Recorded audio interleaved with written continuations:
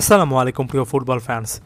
Manchester city তাদের সর্বশেষ ম্যাচেও 2-2 গোলে ড্র করেছে ক্রিস্টাল প্যালেসের বিপক্ষে। সাম্প্রতিক সময় ম্যানচেস্টার সিটি যে পারফরমেন্সগুলো দেখাচ্ছে তার প্রেক্ষিতে এটাকে আপনি পজিটিভ কিংবা নেগেটিভ কীভাবে নেবেন সেটা আপনার উপর ছেড়ে দিলাম। কারণ পজিটিভও বলতে পারেন, একটা অ্যাওয়ে ম্যাচ ছিল, ম্যানচেস্টার সিটির ওভারঅল অবস্থা এখন পর্যন্ত ভালো না। আবার আপনি যদি পয়েন্ট টেবিলের দিকে তাকান, লিভারপুলের সর্বশেষ ম্যাচটা পোস্টপন হয়েছে সিকিউরিটি ইস্যুর কারণে। তবে ওভারঅল যদি আপনি এই মুহূর্তে পয়েন্ট টেবিলের দিকে ফোকাস করেন, 35 নম্বর পয়েন্ট নিয়ে লিভারপুল একেবারে ক্লিয়ার কাটভাবে উপরে আছে।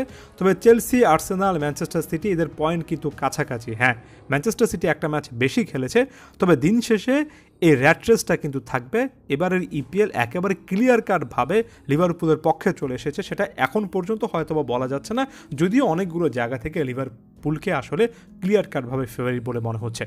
তবে আমি ম্যানচেস্টার সিটি প্রসঙ্গে কথা বলতে গিয়ে আর এদিকটাতে যাব না, বরঞ্চ ভিন্ন একটা বিষয় এখানে আলোচনা করার চেষ্টা করব। এই ম্যাচটার আগে পেপ গার্দিওলাকে প্রেস কনফারেন্সে একজন সাংবাদিক জিজ্ঞেস করেছিলেন যে ম্যানচেস্টার সিটিতে আসলে কি কেভিন ডি ব্রুইনা নতুন চুক্তি করবেন।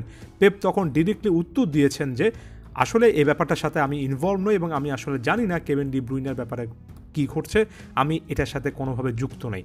পাল্টা একটা সম্পূরক প্রশ্ন ছিল, সেটা হচ্ছে আপনি ম্যানচেস্টার সিটিতে নতুনভাবে দায়িত্ব গ্রহণ করেছেন, চুক্তিটা বাড়িয়েছেন, ডি ব্রুইনার মতো একজন প্লেয়ারকে ছাড়া ওভারঅল আপনার এই নতুন প্রজেক্টটা কি আসলে সফল হবে এবং এটা আসলে কতটা কঠিন হতে যাচ্ছে। তখন গার্দিওলা একেবারে অকপটে স্বীকার করে নিয়েছেন ডি ব্রুইনার মতো একজন প্লেয়ার যদি শেষ পর্যন্ত না থাকেন তাহলে তার জন্য কোচ হিসেবে সামনে অনেক কঠিন সময় হয়তোবা অপেক্ষা করছে।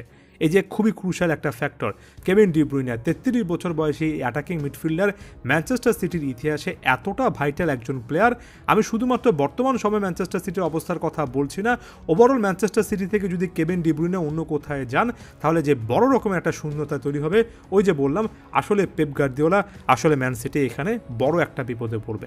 ম্যান সিটির জার্সিতে 394টার মতো ম্যাচ খেলেছেন, 104টা গোল, 171 অ্যাসিস্ট, অর্থাৎ সব মিলিয়ে 275 গোল কন্ট্রিবিউশন।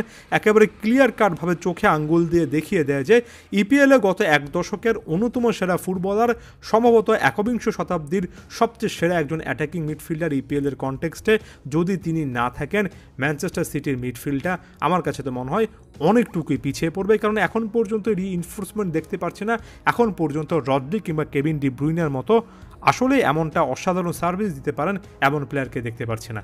জানি অনেকে ক্লাউদিও অ্যাচেবেরিকে অলরেডি সিনারিওতে নিয়ে এসেছেন, অ্যাচেবেরি এখন পর্যন্ত এস্টাবলিশড স্টার নন, ইয়াং স্টার বলা যেতে পারে। ম্যানচেস্টার সিটিতে আসা, আগামী বছর তারপর সিটিতে খেলা শুরু করা, এস্টাবলিশড হওয়া, একটা জায়গা পাওয়া, ডি ব্রুইনা লেভেলের পারফরমেন্স দেওয়া অনেক অনেক অনেক অনেক দূরের পথ। কেভিন ডি ব্রুইনা না থাকলে ম্যানচেস্টার সিটি শুধুমাত্র এই সিজনে না, আগামী সিজনে কিন্তু প্রবলভাবে পিছিয়ে পড়তে পারে। এখন ডি ব্রুইনা যাবেন কোথায়? সাম্প্রতিক সময়ে সৌদি প্রো লিগের পর MLS এর ক্লাবগুলোকে কেন্দ্র করে গুঞ্জন আছে, ইন্টার মায়ামিকে কেন্দ্র করে আপনি একটা রিউমার দেখবেন। যদিও এটা খুব স্বাভাবিক একটা ব্যাপার, এটা সকলের বোঝা উচিত যে ইন্টার মায়ামিকে কেন্দ্র করে অনেকগুলো রিপোর্টিং হবে। কারণ হচ্ছে এই টাইপের রিপোর্টগুলো অনেক বেশি করে মানুষটা গোগ্রাসে গেলেন, এই টাইপের রিপোর্ট তারা দেখতে পছন্দ করেন। ডি ব্রুইনা লিওনেল মেসির পাশে MLS এ খেলবেন একই দলে, এই জিনিসটা অনেকে দেখতে চান। তবে এখন পর্যন্ত ক্লিয়ার কাটভাবে ইন্টার মায়ামির চান্সেস আমি এখন পর্যন্ত দেখছি না। MLS এর আরও একাধিক ক্লাব তার সাথে লম্বা একটা সময় ধরে লিঙ্কড আছে। তবে একটা জিনিস স্পষ্ট যে ডি ব্রুইনা হয়তোবা চুক্তি নবায়নের পথে নেই, হয়তোবা কেভিন ডি ব্রুইনা এই যে আসছে জুনের 30 তারিখ 2025 চুক্তিটা শেষ হয়ে যাচ্ছে, এখানেই শেষ দেখছেন। যদিও যে কোনো মুহূর্তে যে কোনো কিছু ঘটতে পারে, চুক্তি নবায়ন এমন একটা ব্যাপার, এখানে সিক্রেট অনেক ব্যাপার থাকে, একেবারে পুরো ব্যাপারটা যে কোনো সময় কন্ট্রোলে নিয়ে আসতে পারে ম্যানচেস্টার সিটির। বেশ কয়েকটা জায়গায় এমন টাইপের রিপোর্টও কিন্তু দেখেছি। তবে আমার কাছে মূল ফ্যাক্টরটা এটা নয়, মূল ফ্যাক্টরটা হচ্ছে কেভিন ডি ব্রুইনা না থাকলে ম্যানচেস্টার সিটির ভবিষ্যৎ কী হবে, এবং দ্বিতীয় ফ্যাক্টর হচ্ছে ডি ব্রুইনা আসলে শেষ পর্যন্ত কোথায় যাবেন। কারণ যেখানেই যাবেন ডি ব্রুইনার মতো একজন প্লেয়ারকে তো আপনার আসলে ফলো করতেই হবে। ধন্যবাদ সবাইকে।